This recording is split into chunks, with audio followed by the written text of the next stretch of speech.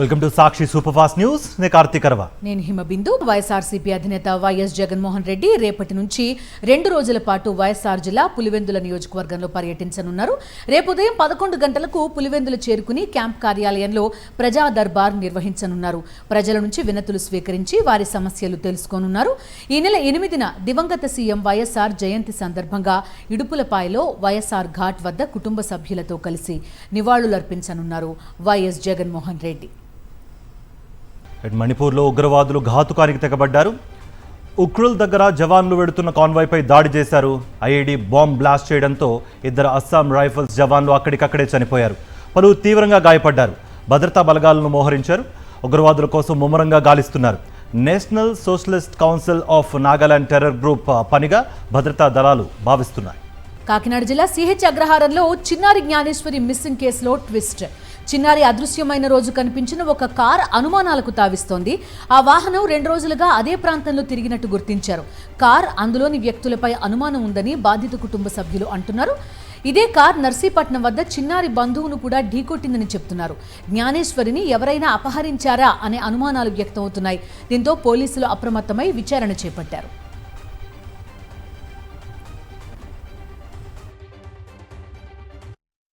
ఈ కారు పాప తప్పిపోయిన 6వ తారీఖుని ఇక్కడ సిఎస్ అగ్రహారాన్ని చూసాం. మేము ఆ కారుని చూసిన అదే కారు మళ్ళీ నేను నాకు డాష్ ఇవ్వడం జరిగింది. ఈ కారు మీద నాకు కొంచెం డౌట్ ఉన్నది. డిపార్ట్మెంట్ మీరు సేకరించాలని నేను కోరుకుంటున్నాను.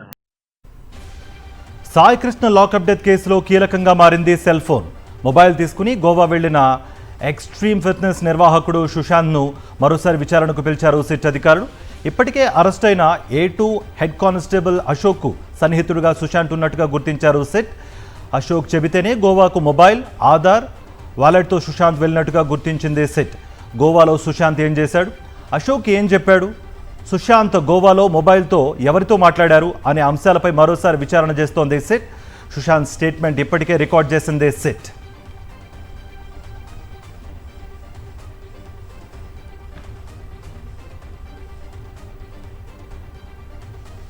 కాపు యువకుడు గాది సాయికృష్ణ కుటుంబాన్ని వైఎస్ఆర్సీపీ కాపు నేతలు పరామర్శించారు. విజయవాడలోని సాయికృష్ణ ఇంటికి వెళ్లిన అతని తల్లి విజయలక్ష్మిని పరామర్శించారు. ఆమెకు ధైర్యం చెప్పారు. 20 లక్షల రూపాయల ఆర్థిక సాయం అందించారు. న్యాయం జరిగే వరకు అండగా ఉంటామని భరోసా ఇచ్చారు వైఎస్ఆర్సీపీ కాపు నేతలు. సాయికృష్ణ కుటుంబాన్ని వైఎస్ జగన్ వెళ్లి పరామర్శించే వరకు పోలీసులు కేసు కట్టలేదని, కేసును నీరుగార్చేందుకు ప్రయత్నించారని మండిపడ్డారు వైఎస్ఆర్సీపీ నేతలు.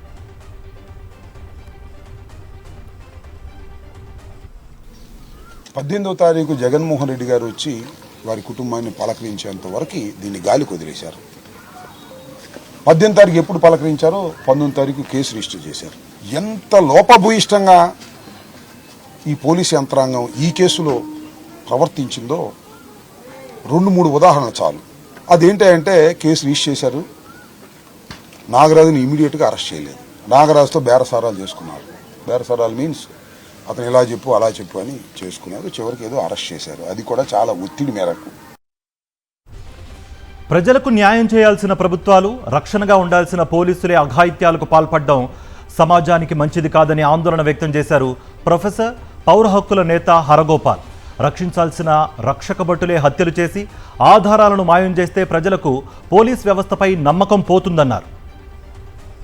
అరెస్ట్ చేసి తమ స్టేషన్లో పెట్టుకున్న వ్యక్తి పట్ల వాళ్ళు చాలా బాధ్యతగా ప్రవర్తించాలి తప్పించి ఎలా మనిషి దొరికాడు కదా అని మీరు ఇష్టం వచ్చినట్టుగా కొట్టి ఇట్లా చంపి దాన్ని మళ్ళీ ఆ సాక్ష్యాధారం లేకుండా ఒక నేరం కంట్రోల్ చేయడానికి ఇంకో నేరం, ఆ నేరం తర్వాత ఇంకో నేరం చేయడం, నేరాన్ని కంట్రోల్ చేసేవాళ్ళు నేరాలను చేయడం మొదలు పెడితే అప్పుడు అది ఒక ప్రమాదకరంగా మారుతుంది అనేటువంటి విషయం ఏదైతుందో అది ఇవాళ ఆంధ్ర ప్రాంత ప్రభుత్వం ఏదైతుందో ఈ జాగ్రత్తలు తీసుకోవాల్సిన అవసరం ఉంది. లేకపోతే దీనికి రాజకీయంగా పర్యవసానం కూడా ఉంటుందని. విశాఖ తీరానికి సురక్షితంగా చేరుకున్నాడు కారెచిన్న. ఇటీవల బోటు గల్లంతు కావడంతో ప్రాణాలతో బయటపడ్డాడు మత్స్యకారుడు కారెచిన్న. హెలికాప్టర్ సాయంతో నేవీ సిబ్బంది చిన్నాను తీరానికి తీసుకొచ్చారు. ఒడ్డుకు చేరిన అనంతరం చిన్నాకు వైద్యులు వైద్య పరీక్ష నిర్వహించారు. చిన్న ఆరోగ్యంగానే ఉన్నట్టు ధృవీకరించారు అధికారులు. ఏంటంటే గుండెలోని ప్లేన్ వచ్చేస్తుంది సార్, నిలబడినా పోతున్నాను. దాన్ని అంత దూరంగా తీసుకెళ్తానని కోరుకుంటున్నాం సార్.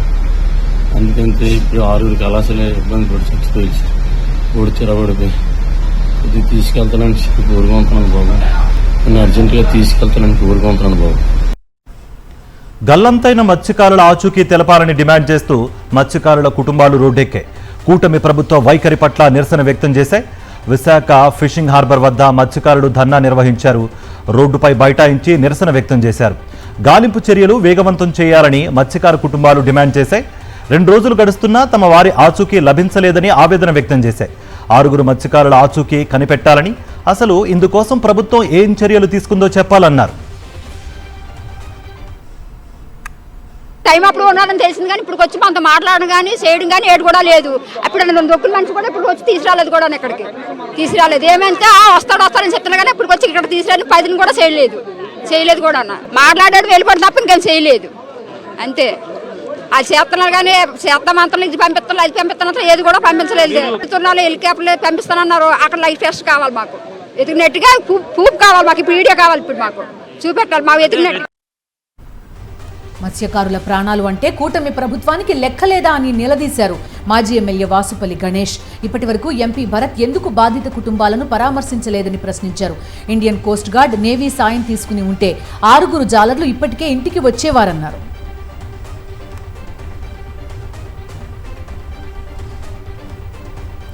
మరోవైపు నిన్న ఒడిశా తీరంలో చిక్కుకున్న విశాఖ మత్స్యకారులు సురక్షితంగా బయటపడ్డారు. ఇంజిన్ పాడబడంతో 2 రోజులుగా 10 మంది మత్స్యకారులు సముద్రంలోనే ఉండిపోవాల్సి వచ్చింది. వారిని రక్షించేందుకు కోస్ట్ గార్డ్ సిబ్బంది రంగంలోకి దిగారు. జాలర్లను, బోటును సురక్షితంగా తీరానికి తీసుకొచ్చారు. దీంతో గంగపుత్రుల కుటుంబాలు సంతోషం వ్యక్తం చేశాయి.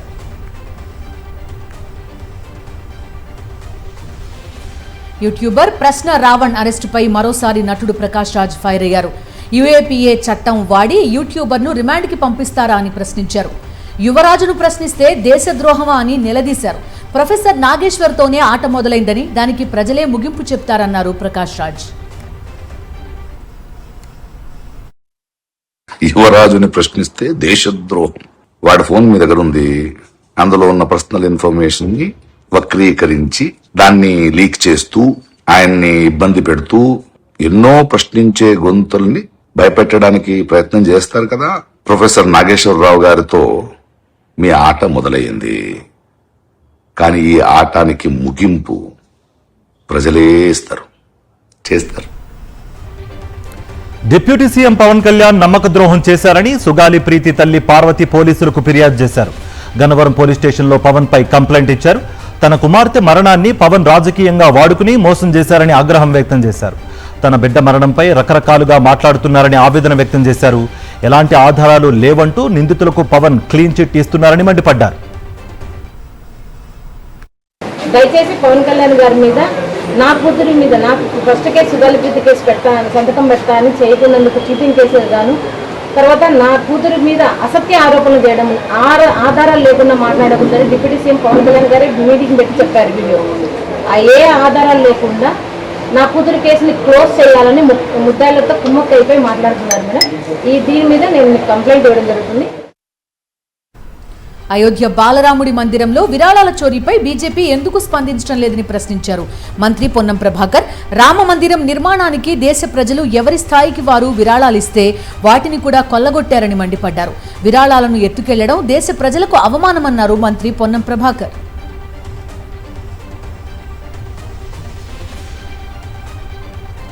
బీఆర్ఎస్ నేతలు జైలు జీవితం గడిపే రోజులు దగ్గరలోనే ఉన్నాయనన్నారు ప్రభుత్వ విప్ ఆది శ్రీనివాస్. కేటీఆర్ కన్నేపల్లి పంప్ హౌస్ వెళ్లి మోటార్లు ఆన్ చేస్తా అనడం చట్ట వ్యతిరేకమన్నారు. వారం రోజుల్లో కాళేశ్వరం బాగు చేస్తామని చెబుతున్న బీఆర్ఎస్ నేతలు కాళేశ్వరం కూలిపోయాక కేసీఆర్ వారం రోజుల్లో ఎందుకు ఏమీ చేయలేదన్నారు. కేసీఆర్ పెట్టిన పంప్ హౌస్లు 2 సార్లు మునిగిపోయిన విషయం గుర్తుందా అని ఆది శ్రీనివాస్ ఎద్దేవా చేశారు. కాళేశ్వరం పేరుతో బీఆర్ఎస్ కాంగ్రెస్ డ్రామాలాడుతున్నాయన్నారు బీజేపీ రాష్ట్ర అధ్యక్షుడు రామచంద్రరావు.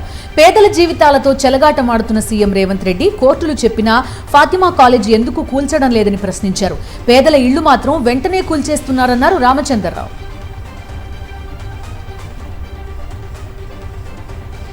ఏపీ హైకోర్టులో కొత్త న్యాయమూర్తుల ప్రమాణ స్వీకార కార్యక్రమం జరిగింది. హైకోర్టు అదనపు జడ్జిలుగా జస్టిస్ గంధం సునీత, జస్టిస్ ఆలపాటి గిరిధర్, జస్టిస్ చింతలపూడి పురుషోత్తం ప్రమాణం చేశారు. హైకోర్టు ప్రధాన న్యాయమూర్తి జస్టిస్ లీసా గిల్ వారితో ప్రమాణం చేయించారు. ఈ కార్యక్రమంలో ఏపీ బార్ కౌన్సిల్ సభ్యులు, న్యాయస్థానం సిబ్బంది, న్యాయమూర్తుల కుటుంబ సభ్యులు పాల్గొన్నారు.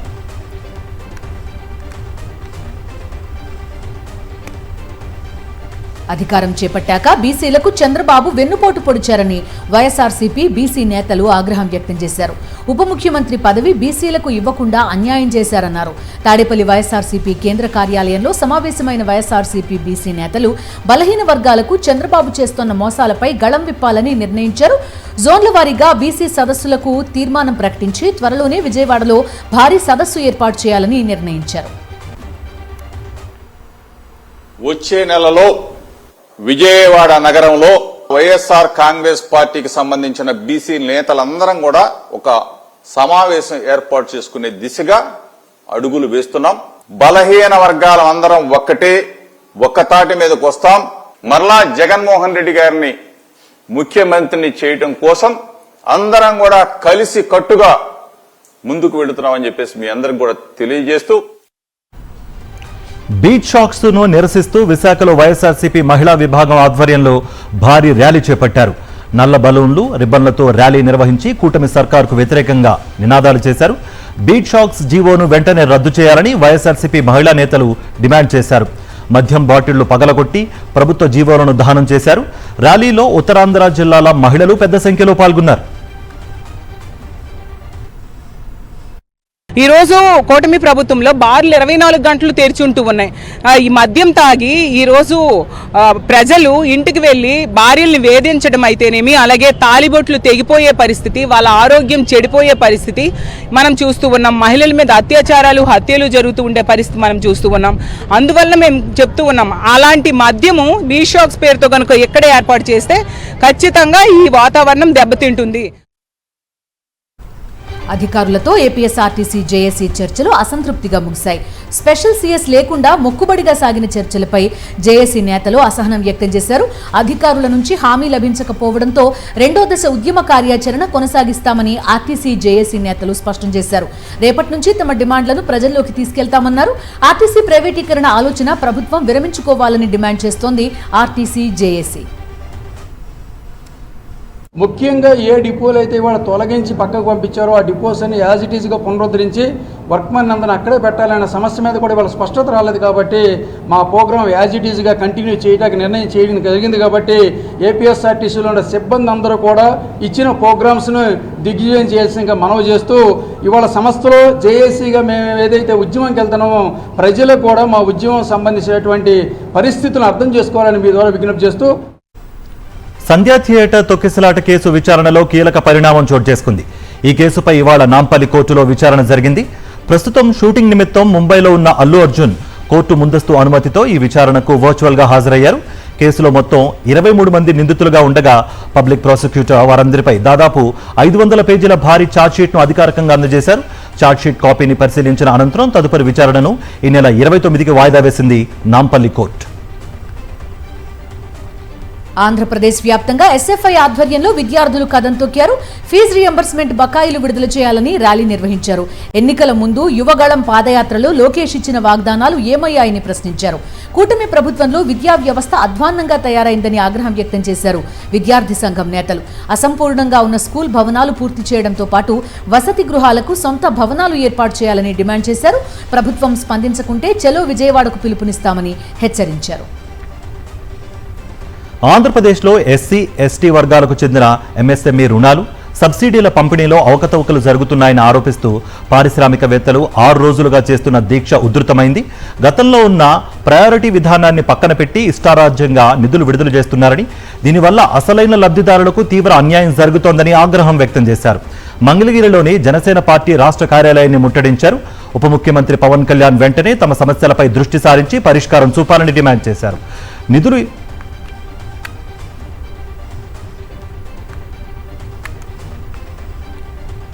డిఎస్సి 2025 దివ్యాంగ అభ్యర్థులు గెరివి అంజనప్ప, ప్రభావతి విజయవాడలోని ధర్నా చౌక్లో ఆమరణ నిరాహార దీక్ష చేపట్టారు. అక్రమ నియామకాల్లో తమకు జరిగిన అన్యాయంపై నిరసన వ్యక్తం చేశారు. విద్యాశాఖ మంత్రి లోకేష్, డీఈఓ, కన్వీనర్, కమిషనర్ కలిసి తనకు తీవ్ర అన్యాయం చేశారన్నారు అంజనప్ప. 10 నెలలుగా అధికారుల చుట్టూ తిరుగుతున్నా సరైన సమాచారం ఇవ్వడం లేదని ఆందోళన వ్యక్తం చేశారు. కలెక్టర్ ఆదేశించిన మెడికల్ ఎంఐఏ లేని వ్యక్తికి ఉద్యోగం ఎలా ఇస్తారని నిలదీశారు. ప్రకాశం జిల్లా పొదిలిలో పొగాకు రైతులు మరోసారి రోడ్డెక్కారు. గిట్టుబాటు ధర లేదంటూ 2 రోజుల క్రితం ఆందోళన చేసిన అన్నదాతలు సమస్య పరిష్కారం కాకపోవడంతో మరోసారి నిరసన వ్యక్తం చేశారు. గిట్టుబాటు ధర కల్పించకపోవడంతో కర్నూలు రహదారిపై రాస్తారోకోకు దిగారు. 6 గాలం కష్టపడి పండించిన పొగాకు బేళ్లు అమ్ముడు కాకపోవడంతో ఆర్థికంగా ఇబ్బందులు ఎదుర్కొంటున్నామని వాపోయారు. తిరుపతి ఎస్పీ కార్యాలయం వద్ద టీడీపీ ఎమ్మెల్యే పులవర్తి నానికి వ్యతిరేకంగా వైఎస్ఆర్సీపీ నేతలు నిరసనకు దిగారు. చంద్రగిరి వైఎస్ఆర్సీపీ ఇన్ఛార్జ్ మోహిత్ రెడ్డి ఆధ్వర్యంలో ఆందోళన చేపట్టారు. బూతు ఎమ్మెల్యే మాకొద్దు అంటూ నినాదాలు చేశారు. ఎస్పీ కార్యాలయం దగ్గర బైఠాయించిన వైఎస్ఆర్సీపీ శ్రేణులను పోలీసులు అడ్డుకోవడంతో తీవ్ర ఉద్రిక్తత ఏర్పడింది. నిరసన చేస్తున్న చెవిరెడ్డి మోహిత్ రెడ్డిని పోలీసులు అరెస్ట్ చేసి తిరుపతి వెస్ట్ పిఎస్కు తరలించారు. పోలీసుల వైఖరికి నిరసనగా వైఎస్ఆర్సీపీ నేతలు ఆందోళన చేపట్టారు. కాకినాడ జిల్లా కాజులూరు మండలం ఐతపూడిలో రొయ్యల చెరువుల అక్రమ తవ్వకాలను నిరసిస్తూ గ్రామస్తులు ప్రొక్లైనర్లకు అడ్డుగా నిలిచారు. ఈ క్రమంలో చెరువులు తవ్వే యజమాని అనుచరుడు గ్రామస్తుల మధ్య తీవ్ర వాగ్వాదం జరిగింది. రొయ్యల చెరువు తవ్వకాలను వెంటనే నిలిపివేయాలని గ్రామస్తులు డిమాండ్ చేశారు. సాగు, తాగునీటికి ఇబ్బంది కలిగించే చెరువులు తమ గ్రామంలో వద్దంటూ నినదించారు. ఆదాయానికి మించి 100 కోట్ల అక్రమాస్తులు కూడబెట్టినట్లు ఆరోపణలు ఎదుర్కొంటున్న డీఎస్పీ భీమిరెడ్డి వ్యవహారంలో మరో కీలక పరిణామం చోటు చేసుకుంది. ఇప్పటికే ఆయనకు చెందిన నివాసాలు, కార్యాలయాలు, బంధువుల ఇళ్లలో ఏసీబీ నిర్వహించిన సోదాల్లో భారీ ఎత్తున అక్రమాస్తుల్ని గుర్తించింది. అయితే సోదాల సమయంలో అస్వస్థతకు గురైన భీమిరెడ్డిని చికిత్స కోసం ప్రైవేట్ ఆసుపత్రికి తరలించారు. తాజాగా వైద్యుల అనుమతి అనంతరం ఆసుపత్రి నుంచి ఆయన్ను ఏసీబీ అధికారులు అదుపులోకి తీసుకున్నారు. ఈ కేసులో ఇప్పటికే గుర్తించిన అక్రమాస్తుల విలువ మరింత పెరిగే అవకాశం ఉందని, దర్యాప్తును మరింత విస్తరించే దిశగా ఏసీబీ అడుగులు వేస్తున్నట్టుగా సమాచారం. నిజామాబాద్ జిల్లా న్యాలకల్లో దారుణం జరిగింది. ప్రియుడి కోసం భర్తను దాబాపై నుంచి తోసేసింది భార్య. భర్త మృతి చెందకపోవడంతో ఆసుపత్రిలో హత్యకు సంధ్య స్కెచ్ గీసింది. చికిత్స సమయంలో టాయిలెట్ క్లీనర్ ఎక్కించింది భార్య. పరిస్థితి విషమించడంతో మృతి చెందాడు సంధ్య భర్త ప్రశాంత్. సంధ్య, ఆమె ప్రియుడిని పోలీసులు అదుపులోకి తీసుకున్నారు.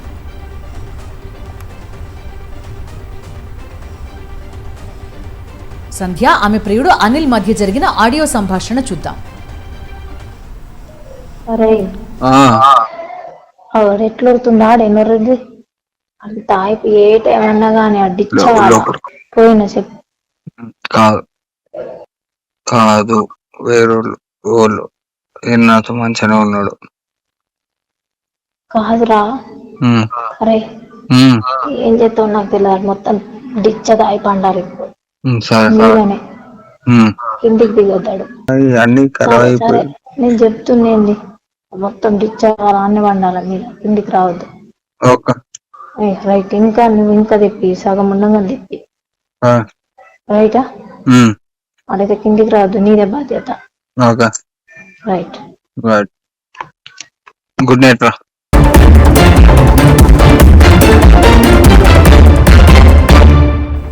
నేషనల్ న్యూస్ చూద్దాం. అయోధ్య రామమందిరంలో విరాళాల చోరీ వ్యవహారం దేశవ్యాప్తంగా చర్చనీయాంశంగా మారిన వేళ శ్రీరామ జన్మభూమి తీర్థక్షేత్ర ట్రస్ట్ కీలక నిర్ణయం తీసుకుంది. ట్రస్ట్ జనరల్ సెక్రటరీ చంపత్ రాయ్కు ఉద్వాసన పలికింది. ఆయన రాజీనామాకు ఆమోదం తెలిపింది. అలాగే అనిల్ మిశ్రాను ట్రస్టీగా తొలగించింది. విరాళాల చోరీ వ్యవహారం వెలుగులోకి రాగానే వారిద్దరూ తమ పదవులకు రాజీనామా చేశారు. వీటిని తాజాగా తీర్థక్షేత్ర ట్రస్ట్ ఆమోదించింది. రామమందిరం నిర్వహణ విధుల నుంచి తప్పించింది. చంపత్ రాయ్ను తొలగించిన నేపథ్యంలో బజరంగ్ లాల్కు అయోధ్య ట్రస్ట్ జనరల్ సెక్రటరీగా నియమించాలని ట్రస్టీలు నిర్ణయించారు. ట్రస్ట్లో ఉన్న ప్రభుత్వ ప్రతినిధికి మరిన్ని అధికారాలు అప్పగించాలని నిర్ణయం తీసుకున్నారు. శ్రీరామ జన్మభూమి తీర్థక్షేత్ర ట్రస్టుకు సంబంధించి మొత్తం 14 మంది ట్రస్టీల్లో 9 మంది ఈ కీలక భేటీకి హాజరయ్యారు. రామమందిరం నిర్వహణలో ఉన్న లోపాలను సరిదిద్దడంపై దృష్టి పెట్టారు. భక్తుల విశ్వాసాలను పునరుద్ధరించాలని ఆ బాధ్యతను గుర్తు చేశారు.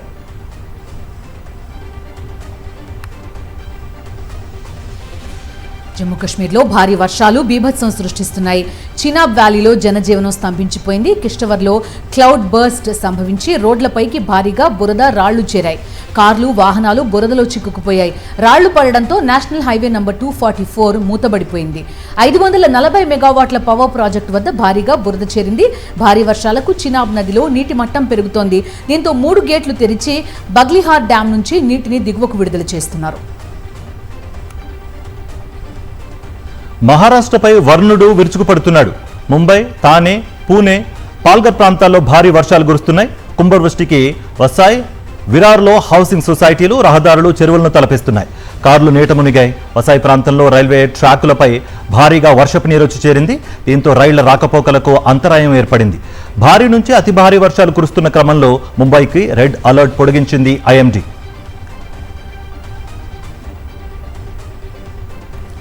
కర్జాత్, లోనావాలా మధ్య ఠాకూర్వాడి సమీపంలో కొండ చర్యలు విరిగిపడ్డాయి. అలాగే ఖండాల, మంకీ హిల్ మధ్య మరో చోట కూడా మట్టి, రాళ్లు పట్టాలపైకి చేరాయి. దీంతో ముంబై, పూణే మార్గంలో నడిచే పలు ముఖ్యమైన రైళ్లను రైల్వే శాఖ రద్దు చేసింది. సుదూర రైళ్లను ప్రత్యామ్నాయ మార్గాలకు మళ్లించగా కొన్ని రైళ్లను మధ్యలో నిలిపివేయడం లేదా సమయాలను మార్చడం చేశారు.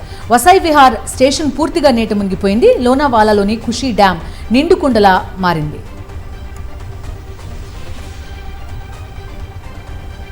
భారీ వర్షాలకు ముంబై పరిసర ప్రాంతాలు అతలాకుతలం అవుతున్నాయి. పూణేలోని మావల్ తాలూకాలో కొండ చర్యలు విరిగి ఇంటిపై పడ్డాయి. ఈ ఘటనలో 3 చనిపోయారు. గల్లంతైన వారి కోసం సహాయక బృందాలు గాలింపు చర్యలు చేపట్టాయి. కొండ చర్యలు విరిగిపడటంతో ఓ ఇల్లు పూర్తిగా ధ్వంసమైపోయింది. మరోవైపు భారీ వర్షాలకు ఇంద్రాయణి నది ఉప్పొంగి ప్రవహిస్తోంది.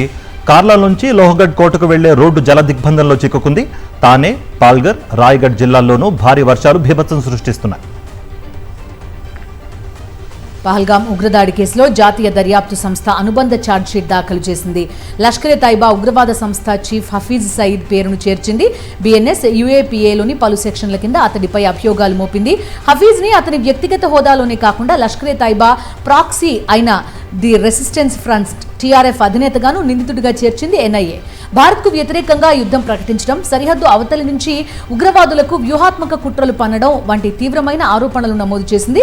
2025 ఏప్రిల్ 22న జమ్మూ కాశ్మీర్లోని పహల్గాంలో పర్యాటకులే లక్ష్యంగా పాక్ ప్రేరేపిత ఉగ్రవాదులు సృష్టించిన మారణ హోమంలో 26 మంది చనిపోయారు. ఈ కేసులో ఇప్పటికే 1597 పేజీలతో ప్రాథమిక ఛార్జ్షీట్ ని జమ్మూ స్పెషల్ కోర్టులో దాఖలు చేసింది ఎన్ఐఏ. తాజాగా సప్లిమెంటరీ ఛార్జ్షీట్ సమర్పించింది. అగ్నిపథ్ కింద 4 ఏళ్లు పదవీకాలం పూర్తయ్యాక శాశ్వత ప్రాతిపదికన కొనసాగించే అగ్నివీర్ల సంఖ్యను పెంచాలని భారత ఆర్మీ భావిస్తోంది. అగ్నివీర్లలో 75% మందిని రీటైన్ చేసుకోవడానికి చర్యలు తీసుకుంటున్నట్టుగా తెలుస్తోంది.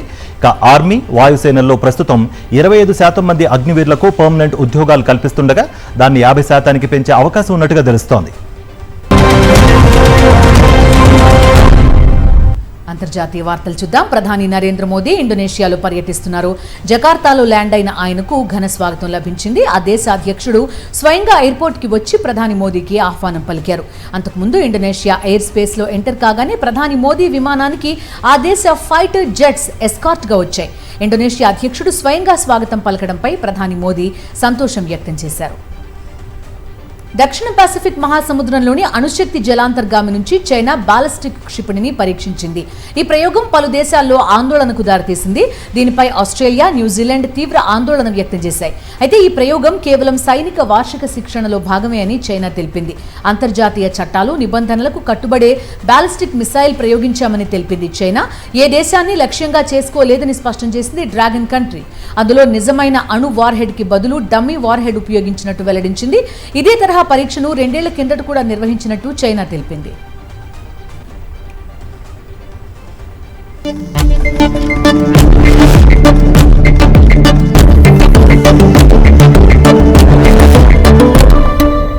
Business updates. దేశీయ స్టాక్ మార్కెట్ సూచీలు లాభాల్లో ముగిశాయి. అంతర్జాతీయంగా చమురు ధరలు తగ్గుముఖం పట్టడం, దేశీయ ఆర్థిక వ్యవస్థ పట్ల ఇన్వెస్టర్లలో నమ్మకం తోడవడంతో మార్కెట్ సూచీలు రాణించాయి. సెన్సెక్స్ 521 పాయింట్లు లాభపడగా నిఫ్టీ 159 పాయింట్ల లాభంలో ముగిసింది. HDFC, Mahindra and Mahindra, BEL, Reliance, ICICI, Maruti షేర్లు ప్రధానంగా లాభపడగా Kotak, Bajaj Finserv limited, TCS, power grid corporation, Adani ports, HCL tech షేర్లు నష్టాలను చవిచూశాయి. డాలర్తో రూపాయి మారకం విలువ 95.38గా ఉంది. టెలికాం కంపెనీలు వినియోగదారులకు మరో షాక్ ఇచ్చేందుకు సిద్ధమయ్యాయి. రీఛార్జ్ ప్లాన్ ధరలను మరోసారి పెంచేందుకు రెడీ అవుతున్నాయి. మొబైల్ టారిఫ్లు 12 నుంచి 15% పెంచే అవకాశం ఉందని సెంట్రల్ ఇన్స్టిట్యూషనల్ రీసెర్చ్ వెల్లడించింది. రానున్న 3 నెలల్లో ఈ పెంపు ఉండొచ్చని అంచనా వేసింది. 5G నెట్వర్క్ విస్తరణ కోసం చేసిన ఖర్చును తిరిగి రాబట్టడానికే టెలికాం కంపెనీలు ఛార్జీల పెంపు నిర్ణయం తీసుకున్నట్టు వార్తలు వినిపిస్తున్నాయి.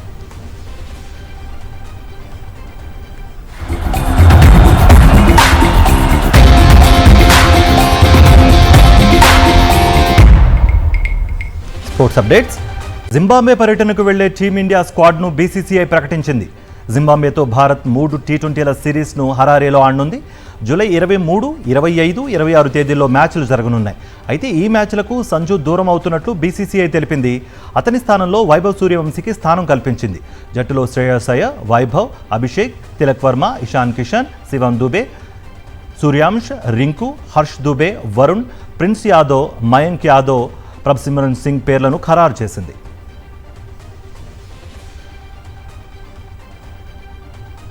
Ravi, non stop news updates.